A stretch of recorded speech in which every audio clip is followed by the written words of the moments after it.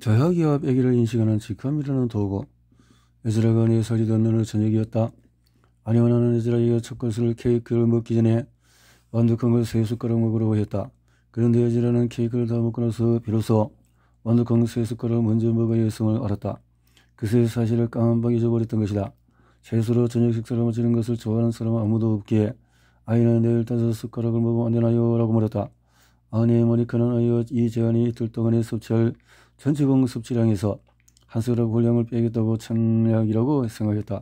그렇지만 나는 아내에게 인간이 가진 여러 가지 양적인 본능에 대해 설득력이 있는 연구조사 결과를 토대로 아이가 정직하고 또 누구나 충분히 예상할 수 있는 실수를 저지른 것이라고 말했다. 그러나 아내는 내 말이 고지것대로 믿어들지 않았다. 하버드 대학교 발달심리학자 엘리자베스 스펠크 교수는 유아와 어린아이들의 심리를 40년 동안 연구해왔다. 이 연구를 토대로 스펠크는 인간의 학습과 발달 과정에서 교육이 수행하는 역할과 유전자 수행하는 역할을 구분했다. 스펠크는 에즈라의 완두콩과 인간의 빼기와 무시 태도와 매우 관련이 깊은 어떤 실험을 진행했다.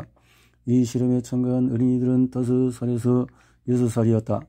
스펠크가 굳이 이 연령대의 아이들을 선택한 것은 이 아이들이 숫자를 알긴 하지만 아직 덧셈이나 뺄셈은 배우지 않았기 때문이다. 이 실험으로 스펠크는 아이들이 더 적은 것이나 더 많은 것에 대해 어떤 본능적인 지향성이 있는지 확인하고 싶었다. 스펠크의 동료 연구들은 각각의 어린이에게 단어 문제로 3가지의 숫자를 제시했다. 로즈는 사탕 21개를 가지고 있다. 그녀는 30개를 더 얻었다.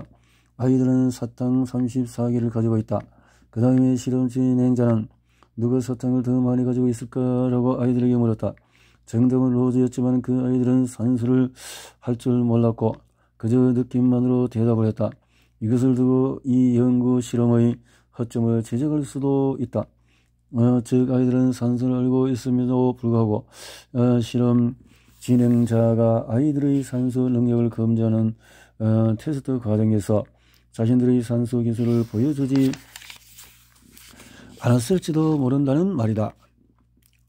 스펠크의 연구 실험 설계는 이와 같은 설명을 배제했다.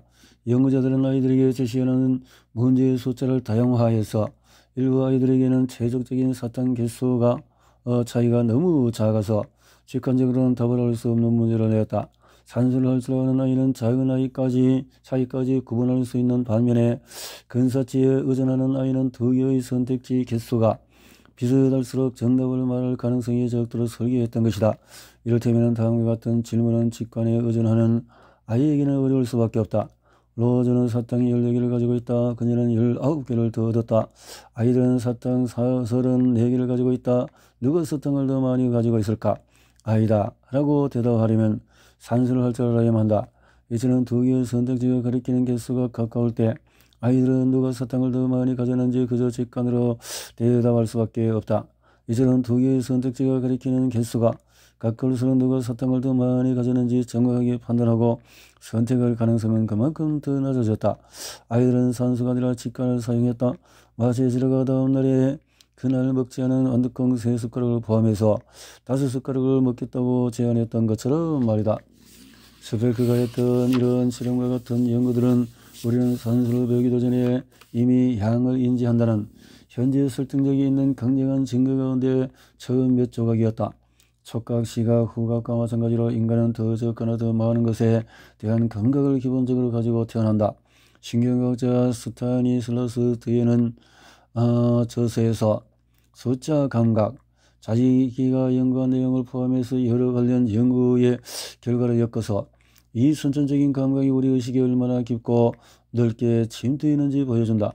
수학을 배우지 않은 아이들도 상대적인 양에 대한 직관을 필요로 하는 과제를 뚝딱 해치울 수가 있다. 아마존에서 고립된 생활을 하며 살아가는 부족의 성인들도 산수를 배운 적이 없음에도 얼마든지 그런 과제를 수행할 수가 있다. 쥐도 더 많은 것과 더 적은 것을 인식한다는 사실이 확인되었다. 인간이나 다른 동물들이 수학을 모르면서 심지어 언어도 모르면서 어떻게 향을 감지할 수 있을까? 이 질문에 대한 대답은 뒤에는 자동차 주행 기록계를 비유로 제시했다. 주행 기록계는 그저 1마일 더 갈 때마다 한 눈금씩 전진하는 톱니밖에 불과하다는 것이었다. 이런 간단한 장치가 그동안에 축적된 향을 기록할 수 있다는 점을 고려하면 지능의 높고 낮음에 상관없이 생물은 그런 측정 작업을 수행하는 메커니즘을 가지고 있으리라는 추론은 합리적이다. 이 이론을 뒷받침하는 것은 단순한 비유만이 아니다. 뇌의 영성이 연구는 우리가 대략적인 향을 추정할 때 뇌의 특정한 신경망이 활성화됨을 보여준다. 이 신경망은 공간과 시간을 감지하는 데 도움을 주는 것으로 알려진 신경망들과 밀접하게 연결되어 있다. 산술 신경망에 영향을 주는 뇌 부위에 손상을 입었지만 향을 감지하는 데 필요한 신경망은 다치지 않은 사람인 근사치 남자에 관한 연구도 있다.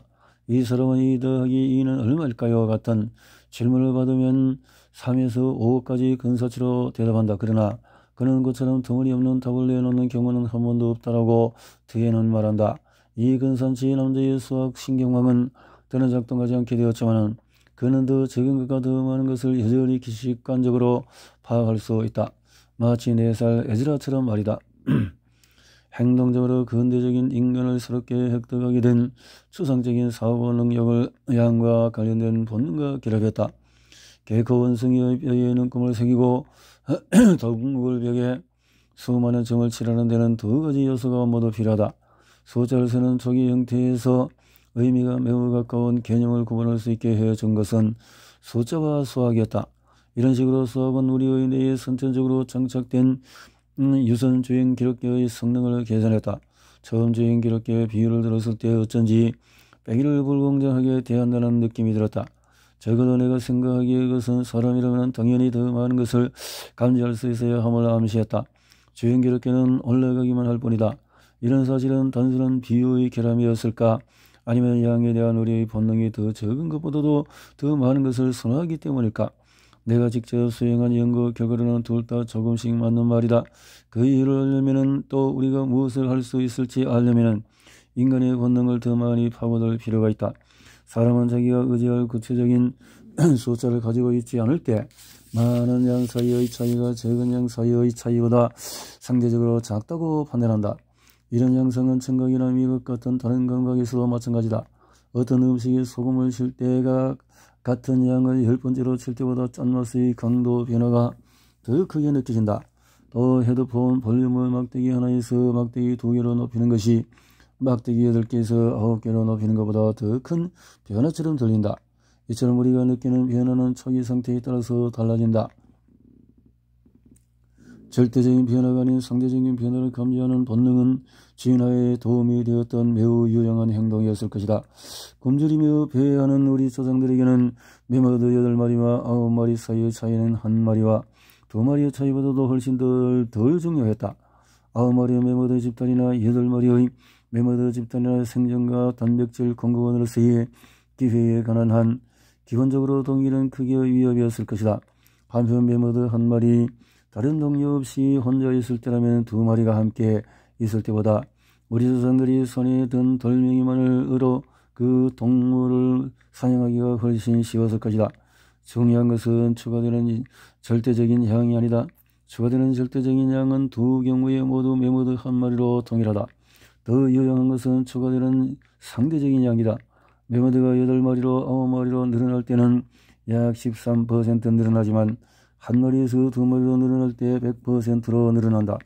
본능에 의존할 때 1마리에서 2마리로 변하는 8마리에서 9마리로의 변화보다 변화폭이 더 크다. 양이 커질수록 단위 증가량에 따른 변화의 차이를 우리는 그만큼 적게 인지한다. 상대적인 양에 대한 인지가 어떻게 작동하는지 알기 때문에 우리는 무엇보다도 중요한 다음 질문을 할 수 있다. 이것이 상대적으로 더 유리할까 아니면 더 불리할까? 다시 사탕 이야기로 들어가자. 아이들이 80, 100이 30, 20, 30 결과를 추정하기 위해서 이 본능을 사용할 때 20 더하기 30의 결과와 동일하게 50이긴 하지만 더하기를 할 때보다 덜 정확하다. 아이들이 20개의 사탕에 30개를 더해서 50개 사탕이라는 결과를 얻는다면 이 아이들이 하는 계산에 정밀도는 30과 20에 대한 그들의 인지 감각에 기초한다.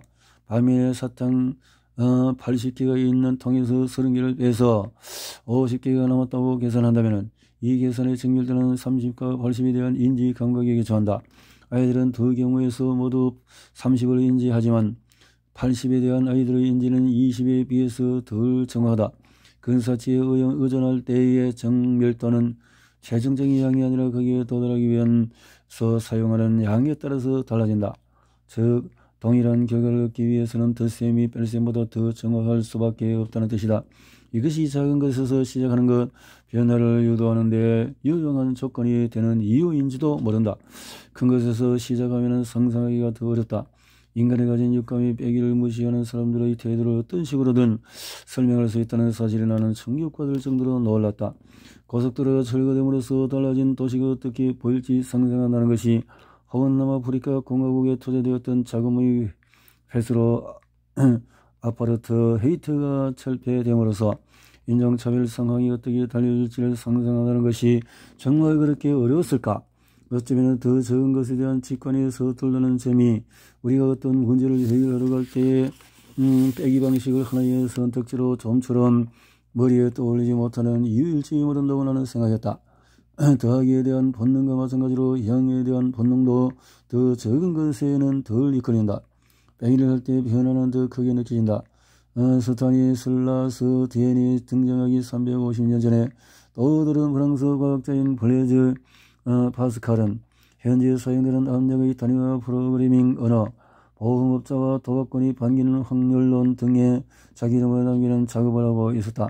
하지만 그토록 뛰어났던 파스칼조차도 상대적으로 적은 것의 한 가지 요령을 간과했다. 내용과 딱 들어맞는 제목의 책인 방세에서 그는 이렇게 썼다. 0에서 4를 빼면 남는 것이 0이라는 사실을 이해하지 못하는 사람들을 나는 알고 있다. 이 진술을 우리가 보기에는 이상하지만 당시 사고방식으로는 맞았다. 즉 메모들을 0마리 이하로 사냥하거나 개코 원숭이 종아리 뼈를 0개 이하로 셀 수 없다는 합의가 형성되어 있었다. 파스칼이 살던 시대에는 똑똑한 사람들이 많이 나타나서 대수학과 기하학, 심지어 미적 문학을 세상에 소개했다. 그러나 여전히 음수는 용인될 수 없는 해법이었다. 파스칼은 0에서 4를 뺀다는 발상을 터무니없는 것으로 여겼다. 계산 결과가 음수였기 때문이다. 하버드 대학교에서 아이들을 대상으로 했던 실험을 포함해서 빼기 얼마하는 사례는 정답이 음수가 아니다. 파스칼은 수학에 대해서 거만한 태도로 말했는데 이것은 상대적인 양에 대한 인간의 본능이 추상적으로 드러난 하나의 모습일 뿐이다. 만약에 우리가 더 적은 것에 대한 몇몇 사례를 생각조차 하지 않겠다고 한다면 인간은 더 적은 것을 추구하려 들지 않음을 입증하는 셈이다.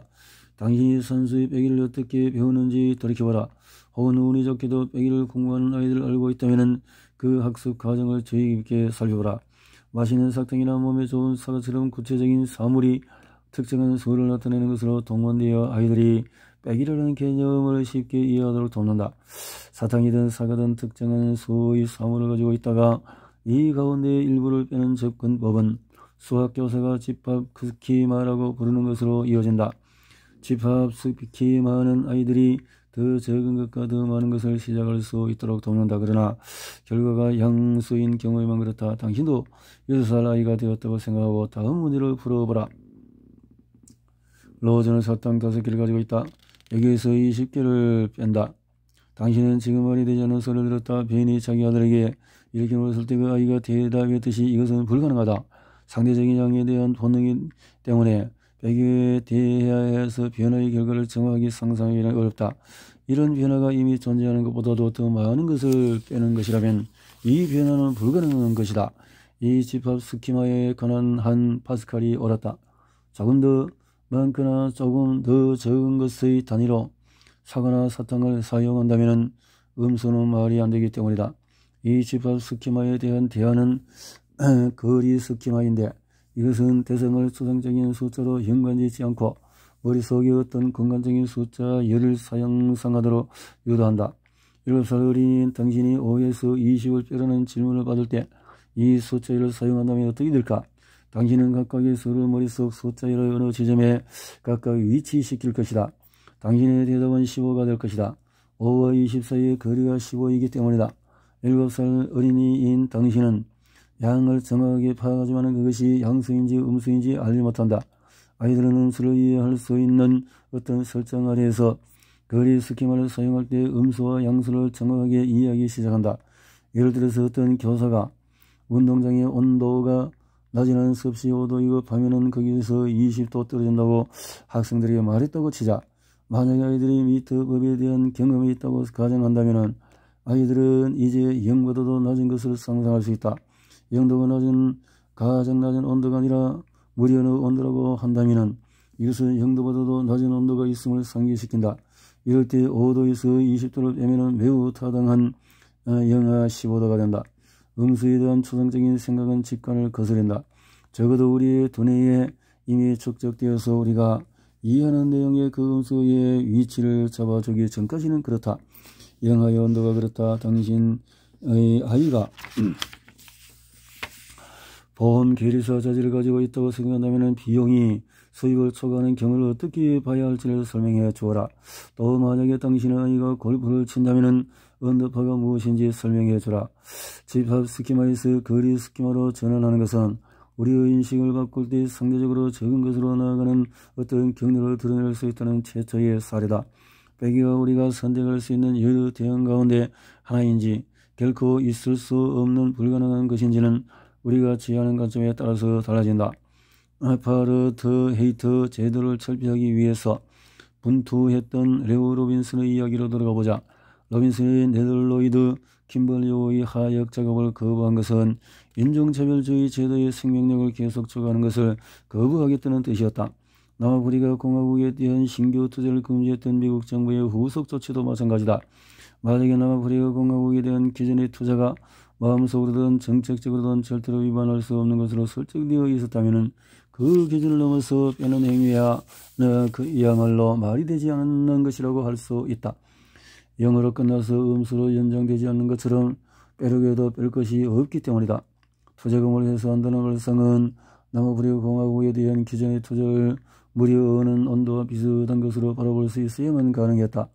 현재 투자는 인종차별주의 정권을 지지하는 것과 지지하는 것 사이에 존재하는 연속선 위에서 주목할 만한 점은 분명하다. 그러나 현재의 투자가 왼쪽으로 더 나아갈 수 없는 최종점이 아니다.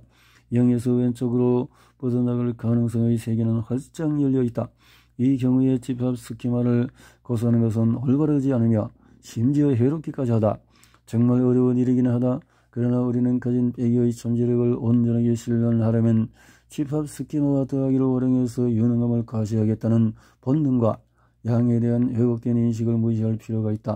그런데 수학을 따지기 이전에 더 적은 것을 추가하도록 우리에게 동기를 부여하는 요소들이 있다. 예컨대 어떤 것을 뺄 때 나타나는 변화가 같은 양을 더할 때 나타나는 변화보다도 훨씬 더 강력할 수가 있다. 만약에 매머드가 두 마리가 있을 때 한 마리를 더하거나 한 마리를 뺄 때 각각 어떤 결과가 빚어질까? 두 마리에서 한 마리를 빼면 한 마리가 된다. 이렇게 변화된 새로운 상황에서는 매머드 한 마리가 전체 100%다. 한편 우리 두 마리에서 몇 마리를 더하면 세 마리가 되는데 이때 한 마리는 전체 3분의 1밖에 되지 않는다. 최종 상태를 놓고 비교하면 동일한 양의 변화라고 하더라도 더 적은 것을 추구할 때는 더 많은 것을 추구할 때보다도 변화의 폭이 훨씬 크다. 매머드의 무리의 수가 아무리 많다고 하더라도 혹은 남아프리카 공화국의 경제 규모가 아무리 크다고 하더라도 변화된 새로운 상황을 놓고 비교할 때는 더 적은 것이 더 큰 변화를 가져다 준다. 좋든 나쁘든 우리는 더 적은 것이나 더 많은 것에 늘 왜곡된 인식을 가지게 말입니다. 그러나 수학은 우리가 생물학적인 본능을 넘어서기 위해서 행동적으로 근대적인 능력을 얼마든지 사용할 수 있음을 상기시키는 좋은 예다. 본능을 무시하는 것이 이치에 맞을 때 일부러 그런 선택을 얼마든지 할 수 있다는 말이다. 만약에 아니라 국교의 수를 근사치로 추정해서 6개가 아니라 5개로 말하면 나는 아이가 그냥 5개만 먹도록 내버려 둘 것이다. 그러나 몸에 좋은 완도 공이라면 3 더하기 3은 5가 아니라 6임을 설명해 줄 수가 있다.